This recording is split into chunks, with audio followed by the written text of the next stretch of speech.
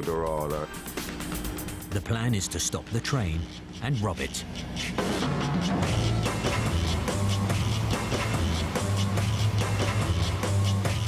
Each man knows what he has to do. It's 3 a.m. in the middle of nowhere. They hotwire the red signal and cover up the green with a glove. It was cheeky, it was audacious, it was extremely well executed. The raid is planned with military precision. I saw myself as an extension of a commando leader. Growing up in the war, seeing all the aeroplanes bombing and dogfights and stuff, and reading the comic books, it was a boy's own adventure. So who are these adventurers lying in wait for an oncoming train in the middle of the night? Dirty old river, must you keep rolling, rolling into the night? A team of South London thieves could pull off something like that. Shine so bright. As long as I gaze on Waterloo sunset. The train robbers gang comes from all over London's southern suburbs. It's been put together by two men, Gordon Goody from Putney and Bruce Reynolds from Battersea. Crime was my life. I mean, the excitement was there. That was, I think, more predominant than the money. Bruce Reynolds deals in bric-a-brac, but is fond of the high life. He got his shoes made the same place where the Queen gets her shoes made. He used to drink wine when, A, you could hardly get wine in England, and it was seen as a bit of a suspect drink that only girls had. Gordon Goody is a hairdresser. My father wanted me to be a plumber. If I'd listened to him, maybe I'd have been better off. But I didn't become a plumber. I wanted to be a thief.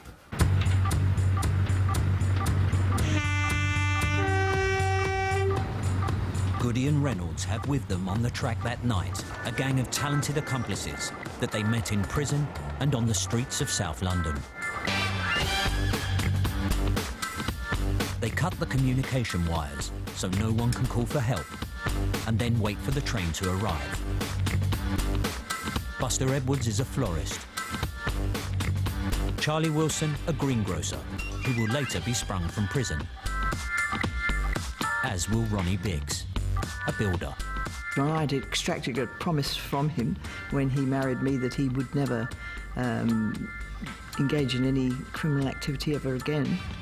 And he gave me his word, and I believed him. And I think he meant it at the time. Tommy Wisby, a newcomer, is a bookie from Camberwell. I was the only black sheep of our family. They was all hard-working people. For the dozen or so men on the track, this is the most exciting moment of their lives. There are a generation of working-class men who were born at the beginning of the 1930s who are too young to have fought in the war. So they haven't had the experience of adventure that comes with the war, but also that, crucially, I think they haven't had the experience of national solidarity. So they don't perhaps have the stake. They don't have the loyalty. This is the way I looked at it. I was an outlaw, that society didn't care for me, and I didn't particularly care for society. The train that is making its way closer and closer to Reynolds and his gang is a mail train. The General Post Office, the Mail, which had the symbol of the Queen's head on it. If they went for a target like that, then they played for very high stakes. This will be the first time in 125 years that anyone has robbed a travelling post office. The thieves have worked out that the high street banks are doing what every private citizen has been told never to do: sending cash through the post. And they're doing this pretty well every night by the tonload in mail sacks. What on a common sense level, seems total lunacy, i.e. transporting large sums of money through the night with no guards. For some reason, in large institutions which have been going for a long time, people look at these things differently. They become a sort of traditional thing, so they become entrenched.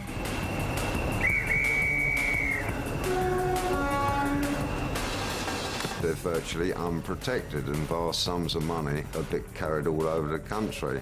Their main security is the fact that nobody knows how much is on board. When it gets to Buckinghamshire, the mail train is ripe for the picking. It has picked up money in mailbags from stations all along the way. I'm old enough to remember seeing them hanging from baskets. The train didn't stop, it just careered through the station, and a net went out and picked the bag up. This is enough money to transform the robbers' lives. A bric-a-brac merchant, a hairdresser, a florist, a builder, a greengrocer, a bookie. South London thieves with day jobs and criminal records, united by the same thing: aspiration. And in the 50s and 60s, you have the explosion of advertising and consumerism. Suddenly, there's a brave, bright new world out there which you can just about reach, but kind of can't. We'll get high. We touched it. We touched the sky. That's why the G is there. I tell you why. It's all too beautiful. There's now a culture of ambition, material ambition, aspiration. I want a television, a car, a holiday, a nice house. I want all those things, and I'm going to go out and grab them.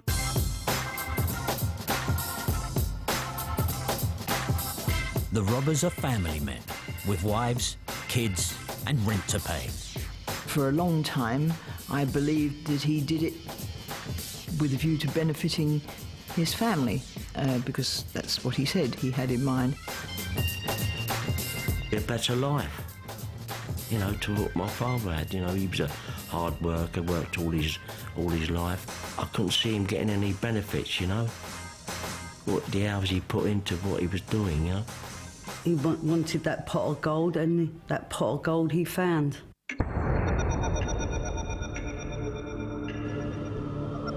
Before dawn, Bruce Reynolds spots the lights of the train approaching the stop signal. I think I remember him saying he put his head down onto the railway tracks as he'd heard that's what Lawrence of Arabia did to hear when the trains were coming. It's the moment of truth.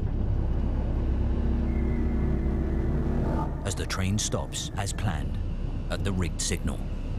We still didn't know any amount of money we was getting. We couldn't say we were going to get 500,000, 800,000 or 200,000. There's no going back now. So far, the scheme has worked to perfection. But all that is about to change.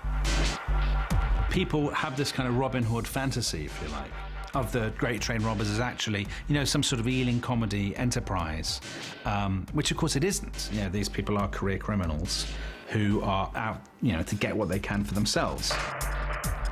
The next 30 minutes will see a transformation. The ruffians will become thugs as an audacious robbery turns into a violent raid.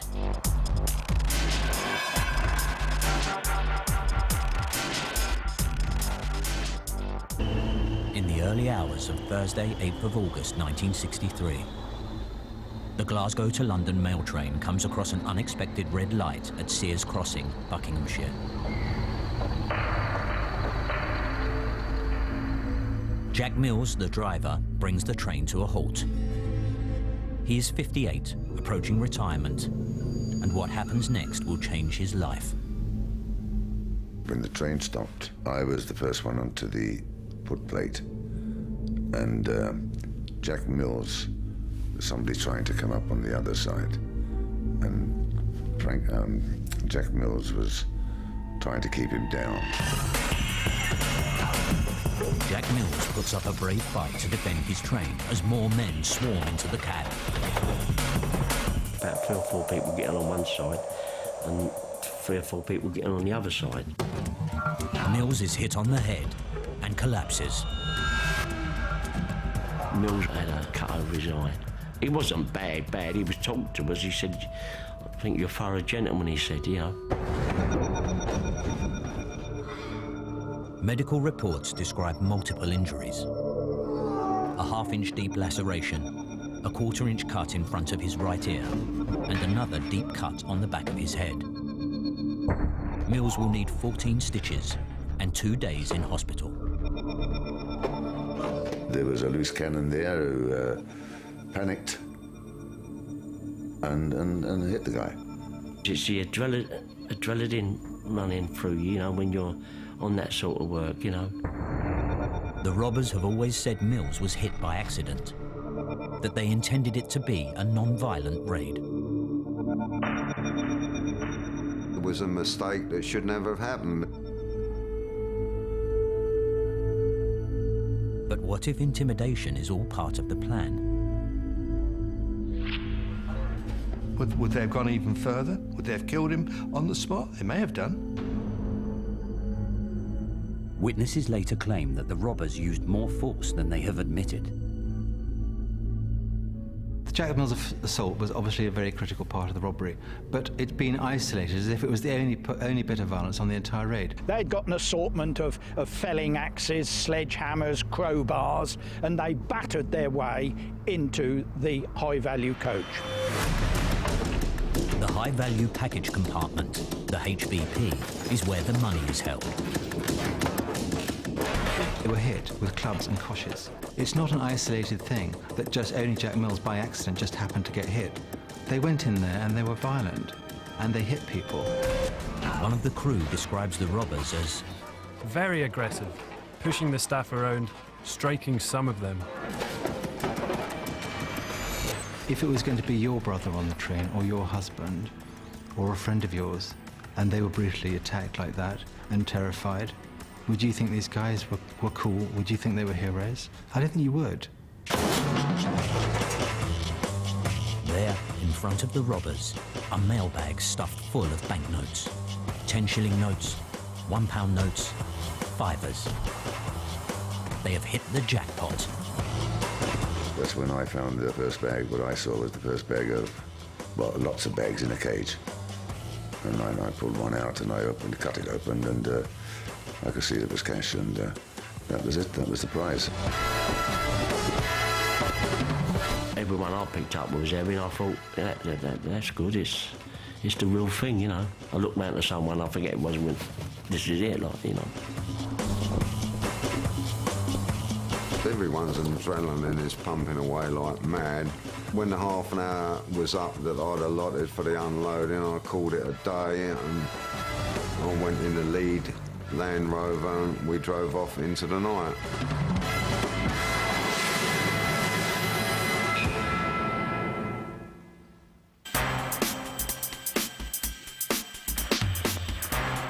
The world wakes up to the news that an untold amount of money has been stolen from the Glasgow to Euston mail train. The driver had been coshed and handcuffed.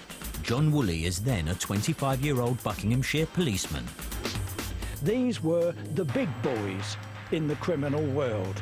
And, well, I suppose we held them in some degree of awe.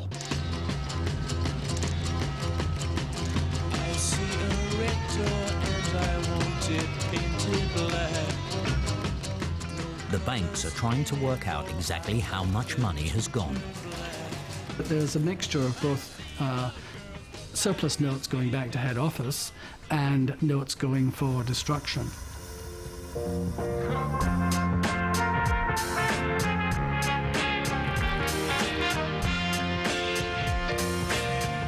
It started off at 200,000-300,000 and then was spiked every 2 hours up by another $250,000. And so we went up to £1 million, £1.5 million, £1.75 million, £2 million, £2.25 million, £2.5 million. And that was a complete sensation. I know I was earning about £10 a week, and it really was difficult to you know, just imagine how much. It was 2.5 tons of money in weight. The mounting toll of money. The stories coming from the railway track. This is the best adventure story since the Dam Busters. The British public are in a frenzy. Fueled by the media, who picked up on the train robbery, originally called the Cheddington Mail Van Raid, until some bright spark at the Daily Sketch said, let's call it the Great Train Robbery. The robbers themselves, perpetrators of this daring deed, haven't gone far. They're in hiding. Not back in South London or further afield. They have stayed in Buckinghamshire. And it was here, to Leatherslade Farm, that they returned with their loot and set up their hideout. They're in a local farmhouse, playing Monopoly with real money and waiting till the heat is off. Perfect. I suppose after a time, you know, I'd have decided what I wanted to do, you know, once all the hullabaloo had died down, you know. 4, 5, 6, 7, 8. They believe they're secure in their lair. They've laid in enough supplies for weeks. It was part of their plan that they had got probably no more than 30 minutes, half an hour, from leaving the scene of the crime to being undercover, off the road, safe from prying eyes. This is too big a job for the Bucks police to handle on their own. I was dealing with minor traffic accidents, minor theft, occasional bit of poaching. Time to bring in the cream of the Metropolitan Police Force. The flying squad, the Sweeney Todd that everybody knew about. These were the folk heroes of my generation of policemen. And yet now there they were, descending on the little village of Brill and on my police station. It's agreed the manhunt will be focused within 30 miles of the crime.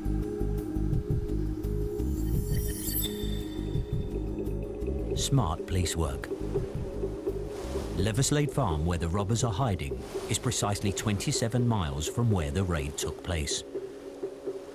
That would flush them out. They'd panic. They might just suddenly decide, well, we've got to get out of here. We had a high-frequency radio, listening to the police calls. Keep searching all isolated properties, but exercise extreme caution. These men are dangerous and will stop at nothing. If the robbers jump ship immediately, they risk being caught in a trap. But sooner or later, their hideout will be found. People in the countryside are, frankly, more nosy. If you want to hide, if you don't want to be seen, if you don't want to arouse attention, then you stay in the city. The idea that you can go down into the countryside and nobody's going to notice you is a townie's mistake, and it costs them big time.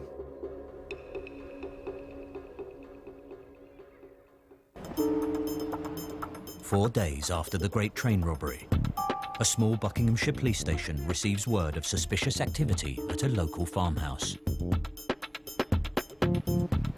It all started with a telephone call, and my sergeant asked me, did I know where Leatherslade Farm was in Brill? We had a walk round the yard. In two separate garages were two Land Rovers. And it was then that I noticed that the registration number on those two Land Rovers was the same. Inside the house, there is a trapdoor in the kitchen. I could see that the cellar was absolutely chock-a-block with bulging sacks. And as the top flopped open, I could see parcel wrappers, banknote wrappers, consignment notes, all bearing the names of the famous high street banks. Tipped off by police radio traffic, the robbers have got out just in time. But they have abandoned the farm without covering their tracks. What really did go wrong was that the guy who was paid to basically go back to the farm and burn it down did a runner.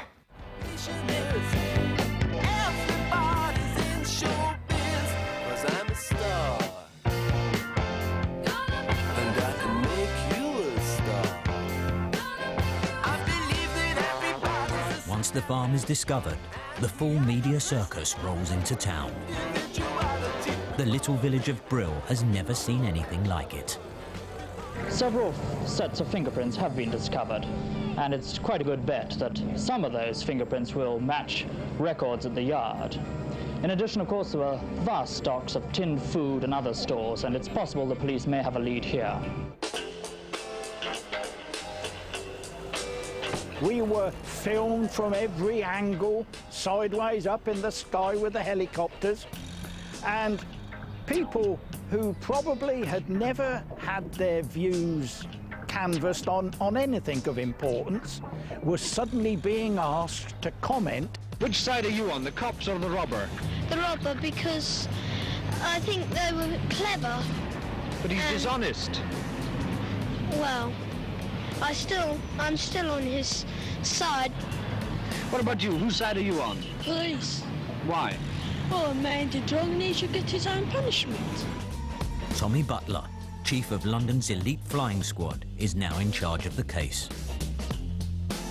He would give the impression that he knows all about it, when maybe he didn't, but he'd give the impression that he did, and that kind of like fitted this notion of this cunning old fox. Tom Butler had a reputation, and he was a villain.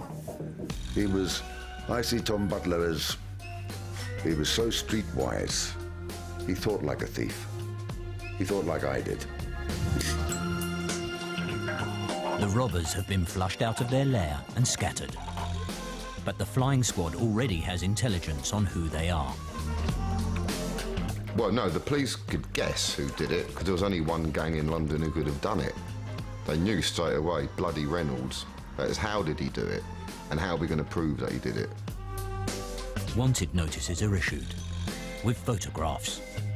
There was a sense from the time when police issued the wanted poster that they knew exactly who they were looking for, and that around these figures a net had been set up which was gradually tightening. A lot of the information that was coming in wasn't supplied because people were looking for a reward. A lot of it is because they were jealous that they weren't on it.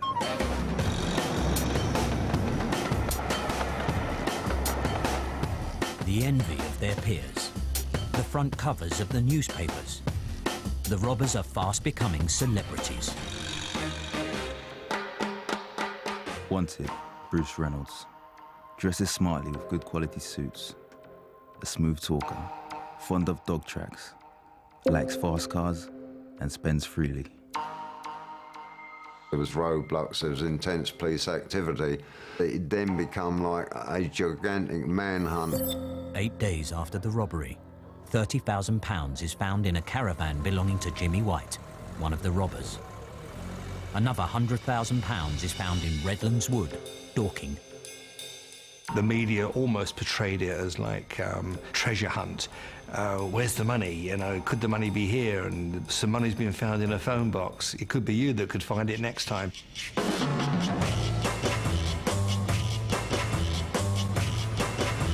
In London, the Whizbees are on a spending spree.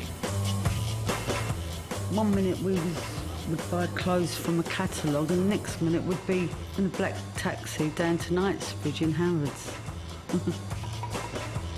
But for Shami and Biggs, Ron's homecoming can only mean trouble ahead. He tipped the contents of the kit bags onto the floor, and the notes were all done up in bundles. And they smelled horrible, very fusty. I was just anxious for him to get it out of the house as soon as possible. Forensics have spent 10 days dusting the farmhouse for prints and are now examining what they've found. The main evidence was the fingerprint evidence that was found on artefacts at the farm. We had cats. He liked cats, and he put a saucer of milk out at Leatherslade Farm, and I think there was a fingerprint on that. It was on other things that he'd handled inside, because he hadn't worn gloves all the time. Some of the others wore gloves from start to finish and never took them off. The flying squad combs London and the southeast. Criminals stay indoors. The streets are quieter than they have been in years. An unexpected bonus of the hunt for the train robbers. There were the arrests that followed quite quickly, and those extraordinary images. People with blankets over their heads being taken in and out of court and handcuffed to policemen. A whole group of policemen, 8 perhaps, arrived at the house and I answered the door, but they barged in. I explained to them that they wanted to know where Ron was. He was at work. I said I can call him. No, I wasn't allowed to use the phone. I was made to sit down and say nothing as they all stood around the room until Ron came home from work. Tommy Butler comes in person with his officers to Tommy Wisby's door. They asked me, where I was and all that. I said, well, it's 2 months ago. I can't remember. I've told you everything, so he said, we don't believe it anyway. He said, you're nicked. Gerald Seymour reports on the arrests for ITN. That went on right the way through late summer, autumn, and into winter, and the final big one before Christmas was the arrest of Roy James, who did a runner over the rooftops. They dragged him down, about 10 policemen dragged him down into the mews. And I said to the detective, who have you caught, who have you captured? And he said, it's all right, we've got him. And we've just heard the news on the television set, and the dominoes were going down faster than our lights, and I thought, well, it could be my turn. Bruce Reynolds will stay on the run for 4 years. Early one morning, the doorbell went. My dad shouted out, "Nick, can you get that?" I just ran down the stairs, opened the door, and the next thing I knew, the door came bursting open. I was pushed up against the wall. Police come charging in and basically threw themselves across the bed. Then my dad came in with Tommy Butler and basically just said to me, "My son, Dad's been a very naughty boy and he's got to go to prison, son, and, I love you, and that's it." I knew we were running from something, but I didn't know what. And it never occurred to me that my dad could have been a bad guy. So when the police came, I thought, hey, the running's over. They come to rescue my dad. We're safe now. He was quite sort of avuncular and said, "Well, I got you at last, Bruce," and it just come out natural. I said, "C'est la vie, Tom." The police were particularly nice to me, and I couldn't understand. They were being very friendly and giving me presents and stuff like that. And whereas my mum was just an absolute mess, crying her eyes out.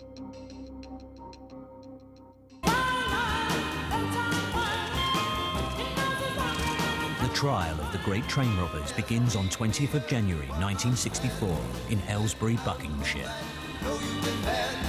Just at a moment when Britain is on the cusp of a new world. Within a year there will be a change of government. The old guard will be ousted and younger men will come to power. But for now, there is still a deep-rooted fear of anything that threatens the status quo. This was a society that had become, in many ways, kind of fossilised. You have an elite of people who are all drawn, by and large, from the same class. They've been to the same schools, they've been to the same country houses at weekends, they have the same kind of grouse-moor values and tastes and so on. It was almost a crime against the state, and they weren't going to put up with that. That was something that was attacking the establishment, attacking the very fabric of organised society. It was a real show trial. It was a real piece of theatre. So you had a sort of Nuremberg trial thing. It was a big occasion. The robbers will always complain that when their case comes to trial, the odds are stacked against them. They didn't have a hope in hell. The defence applied to have the trial at the Old Bailey because they thought that the jury in Buckinghamshire would be too partisan. The Crown appoints Justice Edmund Davis as judge. Bad news for the robbers. A very tough, hard, unemotional man, that was his reputation, and they would get no favours from him. It's the state versus the people. Law and order versus criminality. Time for the top brass to take on the folk heroes. Grey days of winter 1964. And the great train robbers are on trial in Buckinghamshire. This is the reality television of its day. The robbers and their families in the full glare of the media spotlight. Time for some 1960s power dressing. The robbers' wags, as it were. They're kind of gangsters moles from central casting. And they sort of have this sort of ultra-fashionable early 60s look, the kind of beehive and the false eyelashes and the mini skirts and whatnot.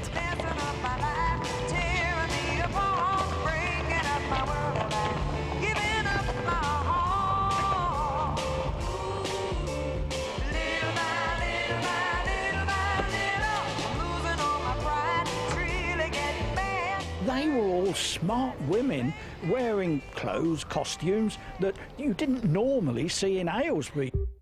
With so much at stake, the robbers have secured the best barristers that money can buy. I suppose it came to about £30,000. Legal expenses cost a fortune. I think my legal expenses for the train was something like 35 grand. Cash. Because I wanted to get someone who I thought was reliable, you know. Tommy Wisby couldn't even afford to pay off the hire purchase on his car, which amounted to £30. How those people managed to hire top QCs of the day. Some of them, like Biggs, managed to get poor person's relief, which then subsequently became legal aid. But many of them paid privately for their defence, and it was tens of thousands of pounds. Where did that money come from? Great train robbery. The strategy is to persuade the jury that the robbers weren't on the train and weren't in the farmhouse. It's my contention that all the fingerprint evidence that was placed there by policemen intent on obeying orders that these men must be caught. Gordon Goody tries to prove that the forensic evidence against him, paint from the farm on his shoe, was put there by the police. I was fitted up. I was a train robber, there's no doubt about it, you know. I was fitted up. But did the police really fit the robbers up? Or is it something the robbers say to make themselves look better? Could the answer lie with the men who got away? Seen by witnesses on the track that night, but never brought to trial. The three men got away simply because there wasn't the evidence to prosecute them. Police did know who they were, but they couldn't bring them to justice. With no hard evidence against them, the police cannot say who they are. And the robbers, along with their families, refuse to name them. That will never come from my lips. I'm sure it'll come out at some point, but it's not for me to say, I'm afraid. But are their names important? Some believe they only matter because, if three men escape justice, the evidence against the others must be solid. If they were fitted up, why couldn't the police also fit up the three guys who got away? The answer is, they weren't fitted up. Aside from the forensic evidence, the prosecution have a trump card: the violence used in the robbery, specifically against train driver Jack Mills. The robbers' families say his injuries are overstated. Year after year it comes out, oh, the train driver was killed by the train robbers. He wasn't. He died of lymphatic leukemia some years later. He got a good hiding, and if you speak to his family, they will tell you that he never properly recovered. I don't really think it makes any difference, you know, whether they killed him on the spot or he died later. They still whacked him in a very vicious way. He's a man who was, you know, approaching old age. To me, it was a violent, unnecessary thing to do. After an 8-week trial, the jurors decide. It took the jury 52 3/4 hours to reach their verdict. It took them 10 minutes to deliver it this morning. Guilty. And not only that, in the judge's summing up, it is clear that he sees them as violent criminals. Let us clear out of the way any romantic notions of daredevilry. This is nothing less than a sordid crime of violence inspired by vast greed. The relatives were up in the public gallery. You could have heard a pin drop initially. Some of the one of the mothers of one of the prisoners screamed out. Leonard Field's mother, up in the public gallery, shouted as the judge was sentencing her son, "He's innocent, my poor boy." And Field looked up at her and said, "Calm down, Mum, I'm still young." The robbers are given more than 300 years between them, up to 30 years each, with, at the time, no parole system. Renee Wisby is at home with the children and another train robber's wife, Jill Hussey. She said they got 30. So my mum was hoovering. So my mum went, "Oh, that's all right, 30 months. So Jill went, "No, not months, years, years." And then she went, crash, she fainted, me mum. There is a massive public outcry against the severity of the sentences. It is only when the parole board is introduced 3 years later that there is any hope of an early release. Don't know just what to do with myself. I'm so used to doing everything with you. Marilyn Wisby is 9, Nick Reynolds 6, when their fathers are sent down. And now that we're through. But the very first time I visited him in prison made the strongest or the biggest lasting impression in my mind. Get to Durham, which was on a hill, and it'd be a blizzard, and we'd get there 10 minutes early. Endless passageways, the keys, the doors. So we finally went round and round and round till we came to this little secure unit in the middle, and he was like he was in like a glass cube or something. And I was putting my nose and kissing him on the glass pane. I'd be in the car park after the visit, and he'd said, you know, if you looked up X windows up and everything past the barred windows, I'd see a little handkerchief waving, and that'd be him before he went into his cell. And I always had a lump in my throat.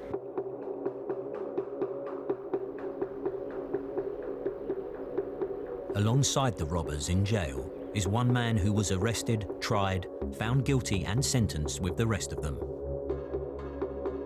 But Bill Bold, who leaves behind a wife and 3 kids, was not involved in the planning or execution of the crime. I'm afraid that he slipped under the radar, and I do, to this day, think that was a miscarriage of justice. Well, as I'm the eldest, he expects me to look after Anthony and Deborah, of course. He puts me in charge of them to see they don't run around the streets too much. He expects me to give them some sort of tuition, the way he gave me tuition. What sort of things do you teach them that he taught you? Well, just honesty, man. And he died in prison, the poor guy. He died in prison. It's bad news. I feel very strongly about it, you know. At the trial, the robbers don't help Bold because of their own not guilty plea. It's very hard to discern between a group of professional criminals who have pleaded not guilty to discern that amongst them is somebody who's also pleaded not guilty but really is not guilty. But once in jail, there was no orchestrated campaign to get him out. Having been convicted and having got their sentences, actually any time after that, they could have got together and said, we're going to get this guy out because it's not fair that he's sent to prison. It's actually wrong. But they never did. The robbers have all since protested Bold's innocence. But could more have been done at the time? They didn't bother with him because they didn't care. And if they say they do now, then I don't believe it.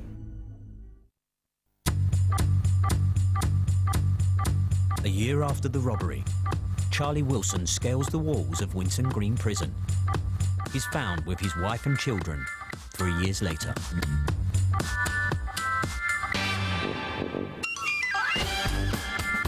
In July 1965, Ronnie Biggs escapes from Wandsworth Prison and flees the country.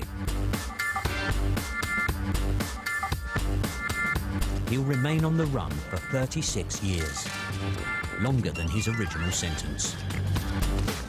I don't think I would ever entrust my well-being to somebody else again after that. I'd rather run my own show. I can rely on me. Biggs's escapades revived the heroic myth of the robbers, even though he played only a very minor part in the raid. Sordid and crooked as they are, the Great Train Robbers will always be remembered as the equivalent of 18th century highwaymen. And, you know, as many facts about the case can emerge as you want, but it'll never change the public perception. By 10 years after the robbery, most of the families had nothing to show for it. The money went on being on the run. It's an expensive game. Laundering, false passports, keeping one step ahead of the law. I lost a lot of money as it happens. I don't know other people, a lot of other people trusted their friends. And these are friends, and they you for money. Who can they trust?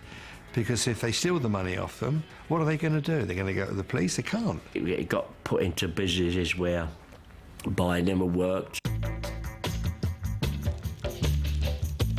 The dream that glittered wasn't gold. I think you have to be educated to be able to have money. What's the point of having loads of money if you're not educated? You're not using it to your best ability. Not that clever. All you had to do was stop a train in the middle of the night on a track where there's no other trains running along and take the money away. It would have been clever if we'd have all got away, maybe. What a waste. What an awful waste of some clever, bright guys who the fork in the road went left when maybe there was a right and paid so dearly for it. And I can't see that, I may be completely wrong, I can't see that any of them would have said, yeah, hey, it was worth it. Caroline Quentin is DCI Janine Lewis, a busy mother of 3 and an even busier detective. It's a race against time in the concluding part of Blue Murder, next. Then later tonight, the uneasy alliance between Fitz and the Manchester police force is stretched well beyond breaking point. But can they live without him? Cracker is at 11:35.